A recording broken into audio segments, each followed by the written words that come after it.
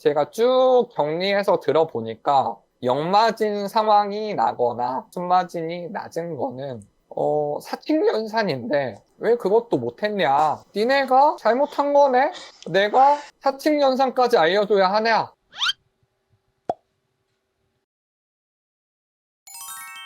자, 그리고 로켓크로스 말씀하시니까 생각났는데, 최근에 이것 때문에 연락을 좀 많이 받으셨다고 했어요. 근데 제가 듣기로는 조금 충격이었다고 들었는데, 그 얘기 좀 풀어주시죠. 이게 충격이긴 충격이죠. 충격인데, 제 입장에서 별건 아니고, 이게 보통 그 살면서 이런 거 있잖아요. 평소에는 조용하다가 어떤 게 하나 이슈가 돼서 얘기가 딱 들어오기 시작하면 그 비슷한 류 얘기가 다다다다닥 들려오는 거. 이게 음, 지금 제가 촬영을 하는 게 지금 7월 9일이거든요. 지금 7월이니까 저번 달부터 해서 이제 그로스로 여름 상품이 되게 잘 나갈 거예요. 그래서 지금 딱 이 시기에 연락이 온 것 같은데, 그로스를 할 때 이제 매출을 빨리 끌어당기려면 시즌성 상품을 하라고 해요. 저도 그걸 뭐 반대하거나 그런 입장은 아니거든요. 저는 비시즌과 시즌을 섞어라 이런 주의긴 한데, 어쨌든 지금 여름 시즌 상품을 이제 잘 팔리기 시작하니까 매출이 쭉쭉 올라오죠. 근데 사람들이 처음에는 몰라요. 매출이 나오니까 광고도 막 열심히 하고 해서 잘 모르는데, 시간이 지나서 딱 뒤져보면 순이익이 마이너스가 나거나 순이익률이 형편없는 거예요. 한 자릿수가 나와버리는 거죠. 근데 그에 대한 이야기가 막 들려요. 이게 음. 한두 명이 아닌 거예요. 그리고 왜 그렇지? 왜 그렇지? 뒤져보면 이유는 딱 정해져 있어요. 진짜 그 한 세 개에서 벗어나질 않아요. 하나가 뭐냐면 원가 계산 잘못한 거. 당연히 이제 원가 계산을 잘못했으니까 역마진이 나거나 마진율이 이제 박살 나겠죠. 두 번째가 이거는 구리삼님도 반성해야 돼요. 과도한 광고비 지출이에요. 유튜브의 쿠팡 광고에 대해서 조금 자세하게, 누구나 들어도 쉽게 할 수 있게 좀 설명해 주면 좋을 텐데, 이 직무유기라, 직무유기. 광고비가 진짜 엄청난 거예요, 봤는데. 매출 대비해서. 그리고 하나 더가 뭐냐면, 이 시장조사랑 상품조사가 부실했던 거예요.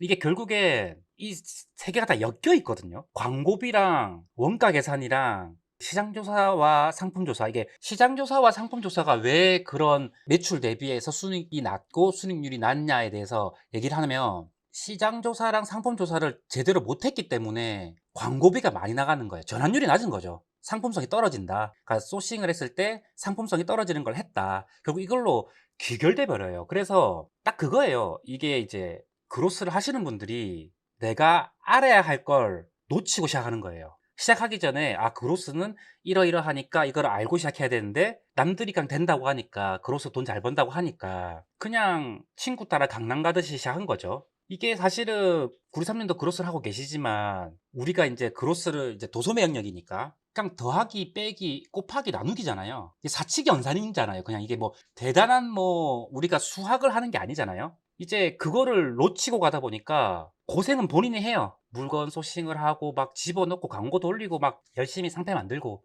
그런데 나는 돈을 못 벌어.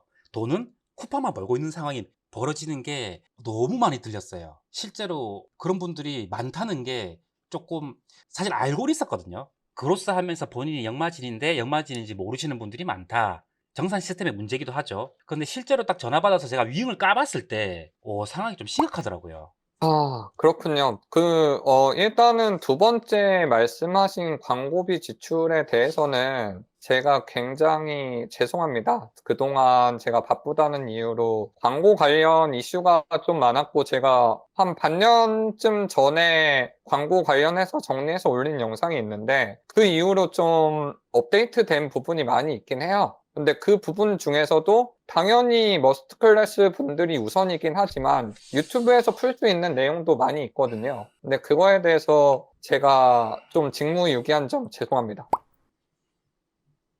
자, 그리고 저는 이 부분에 대해서도 하나 일화를 말씀드릴 수 있는 게 몇 달 전에 컨설팅을 진행했었어요. 근데 그분이 구매대행 셀러인데 구매대행으로 매출이 한 5천 이상 나오셨어요. 근데 로아스를 보니까 로아스가 175%더라고요. 그래서 제가 깜짝 놀라서 물어봤어요. 오, 이 상품 마진 굉장히 높나 봐요. 마진 60% 넘나 봐요. 그러니까 175% 로아스인데도 불구하고 돌리고 계시겠죠? 라고 여쭤보니까 그분의 대답이 좀 놀라웠어요. 아니요. 이거 마진 30% 정도인데? 그래서 제가 다시 물어봐요. 근데 광고 왜 돌리세요? 물어보니까 그분이 그냥 광고 돌리니까 매출이 나오니까요. 라고 답변을 하시더라고요. 그래서 저의 직무유기다. 이거는 제가 잘못했다. 라고 느꼈고, 그래서 광고 관련 영상은 제가 조만간 올리도록 하겠고요.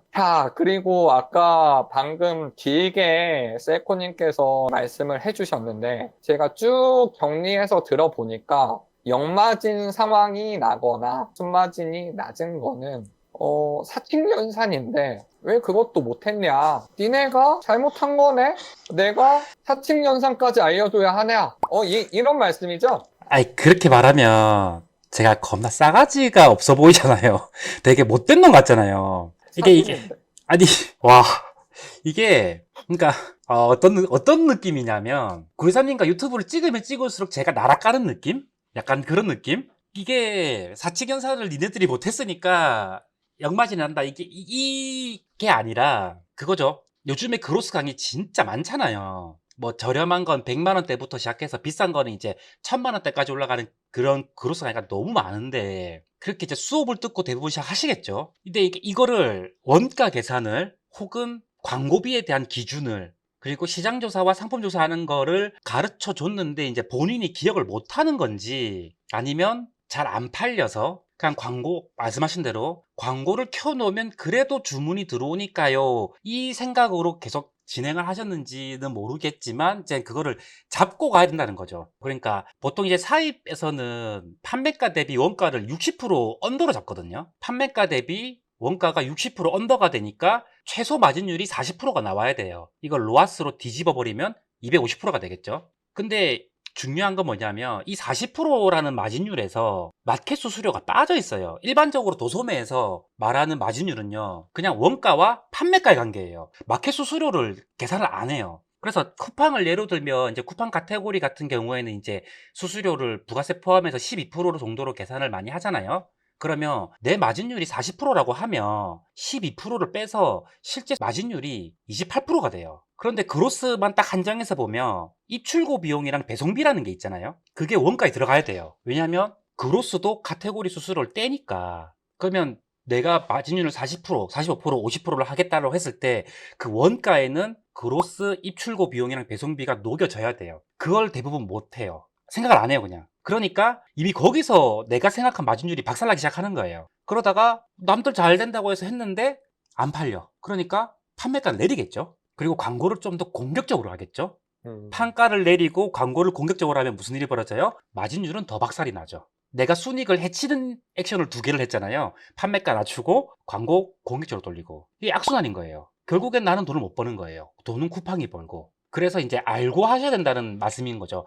사칙 연산이니까 니네들이 바보다, 못했다 이게 아니라 어렵지 않으니까 챙기셔라, 확인하셔라.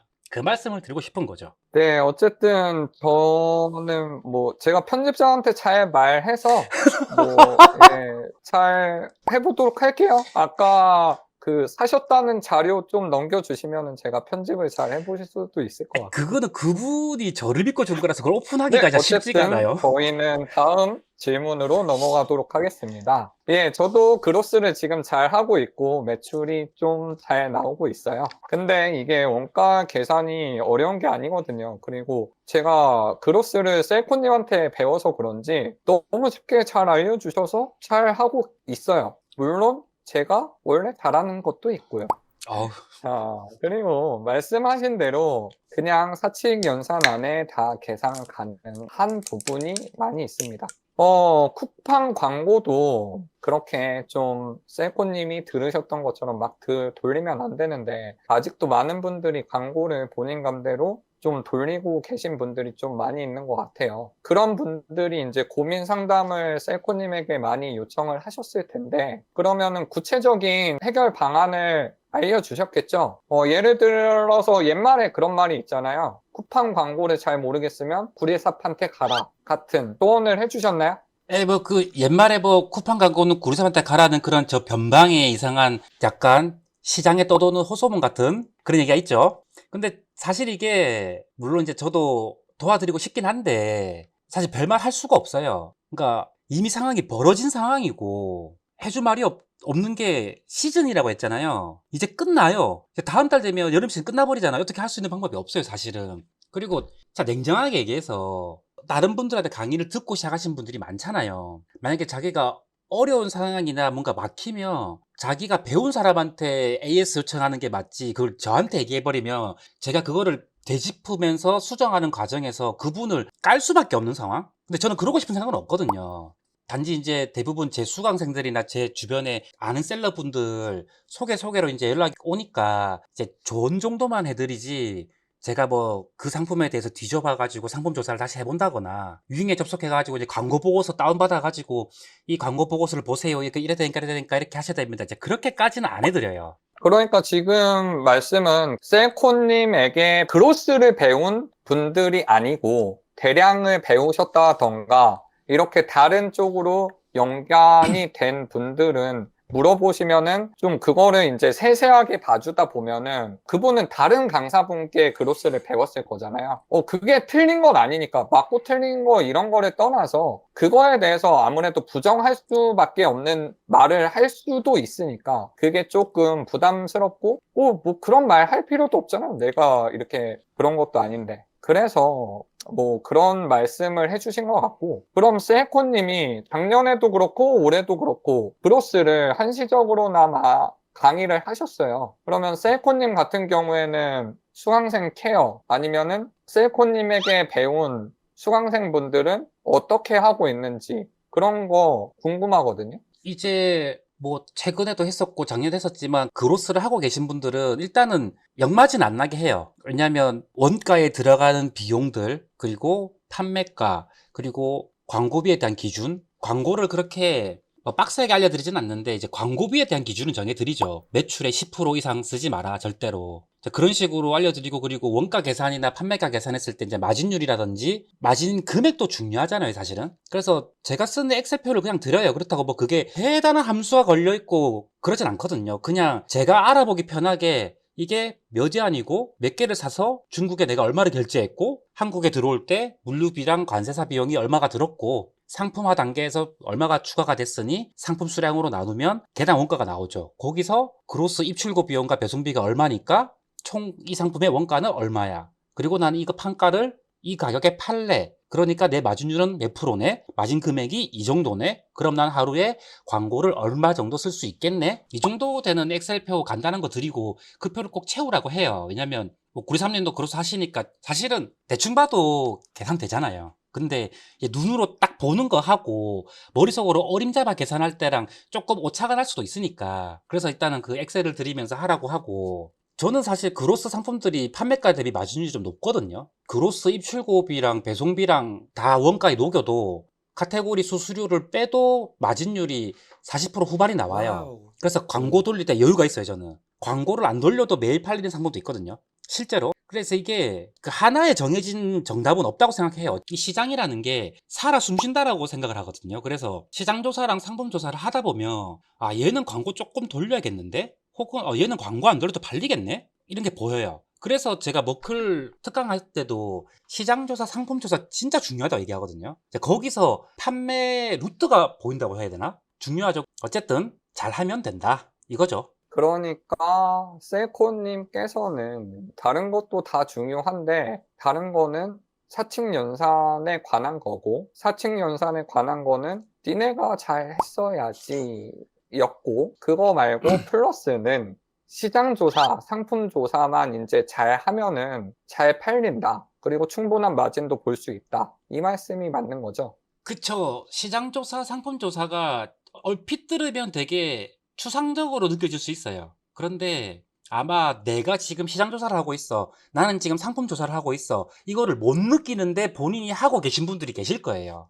그리고 시장조사, 상품조사만 잘하면 잘 팔린다도 사실 아니거든요. 왜냐하면 시장조사랑 상품조사를 했더라도 내가 소싱하는 상품이 시장의 선택을 못 받게 되면 걔는 또 안 팔리잖아요. 그래서 이제 저는 항상 그 얘기예요. 내 상품이 팔릴 확률을 계속 올려가라고 해요. 그래서 시장 조사랑 상품 조사를 잘 하면 내 상품이 안 팔릴 확률은 줄어요. 그리고 내 거가 팔릴 확률이 올라가요. 그렇게 내가 팔릴 확률이 계속 올라간다는 관점에서 고객이 내 걸 왜 사야 되지? 또 내 거가 왜 팔려야 되지? 라고 스스로 자문을 했을 때, 나한테 물어봤을 때 내가 정확하게 거기에 대한 답을 낼 수 있어야 돼요. 누군가한테 제가 가서 이거 왜 사람들이 사야 돼요? 혹은 대표님 거 왜 팔려야 돼요? 라고 물어보면 명확하게 답을 하시는 분들이 많이 없어요. 거기에 대해서 답을 할 수 있다면 팔 확률이 되게 높은 상태겠죠. 그 확률을 올리는 건 되게 여러 가지가 있겠죠. 뭐 간단하게 나 네이버에서 사기 노출되고 있어. 혹은 나 쿠팡에서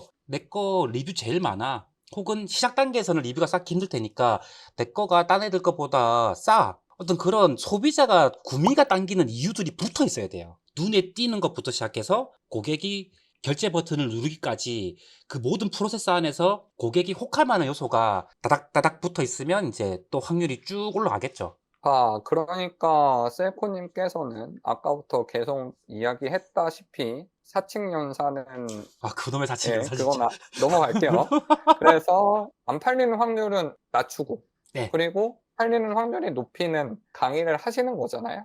그쵸. 그거는 모든 강사가 똑같을 거라 생각해요. 구리사님도 똑같지 않아요? 뭐, 머크를 강의하시니까, 이제 주말반도 하시고, 내 거가 팔릴 확률을 계속 본인의 이제 경험을 통해서, 이 정도로 하니까 이만큼 팔릴 확률이 올라왔더라. 너네도 이렇게 해봐. 그렇게 해가지고, 이제 수강생들이 당장 돈 버는 것도 최고인데, 사실 그게 최고긴 한데, 이제 당장 돈을 안 벌더라도, 이렇게 내 물건이 팔릴 확률을 올려가는 그 행위를 기초공사를 딱 튼튼히 하면서 이제 올라가면 매출은 따라온다는 거는 구삼님도 동의하지 않아요? 네, 맞아요. 저는 항상 수강생분들에게 강조해서 말씀드리는 게, 물론 단기간에 이런 매출이 급성장하고 이런 게 좋긴 해요. 그리고 당연히 그렇게 되면은 행복하죠. 그리고 머스트 클래스는 지금 1기부터 5기까지 해서 1억 이상 셀러가 12분 나오기도 했고요. 근데 그것도 중요하긴 한데, 제가 더 중요하게 생각하고 있는 거는 대표님들마다 이 머스트 클래스를 딱 들으러 오셨을 때 그 능력의 차이가 있을 수밖에 없어요. 이거는 그냥 음. 자명한 사실이에요. 근데 이거를 자꾸 내가 이 위치에 있다고 해서 저 높은 위치에 있는 사람들을 계속 보고 저렇게 나는 왜 저렇게 안 되지? 라고 하는 거는 저는 큰 의미는 없다고 봐요.